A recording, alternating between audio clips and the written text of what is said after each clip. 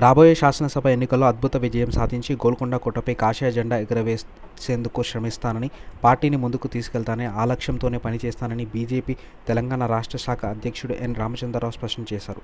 ప్రముఖ న్యాయవాది, ABVP senior నాయకుడు, మాజీ ఎమ్మెల్సీ రామచంద్రరావు బీజేపీ తెలంగాణ రాష్ట్ర అధ్యక్షుడిగా ఎన్నికైనట్టు బీజేపీ కేంద్ర ఎన్నికల రిటర్నింగ్ అధికారి, కేంద్ర మంత్రి శోభా కరంద్లాజే మంగళవారం అధికారికంగా ప్రకటించారు.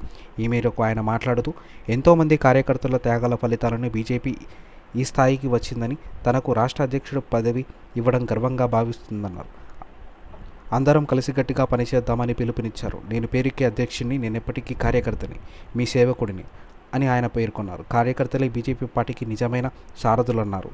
తెలంగాణలో 8 ఎమ్మెల్యేలు, 8 ఎంపీ సీట్లకై మనం పని కైవసం చేసుకున్నామని, ఈ విజయాల వెనుక ఎంతోమంది కార్యకర్తల నాయకుల త్యాగాలున్నాయని, ప్రపంచంలోని 14 కోట్ల సభ్యత్వంతో ఉన్న అతిపెద్ద బీజేపీ పార్టీకి అధ్యక్షుడుగా ఎంపిక కావడం చాలా సంతోషంగా ఉందని ఆయన వ్యక్తం చేశారు.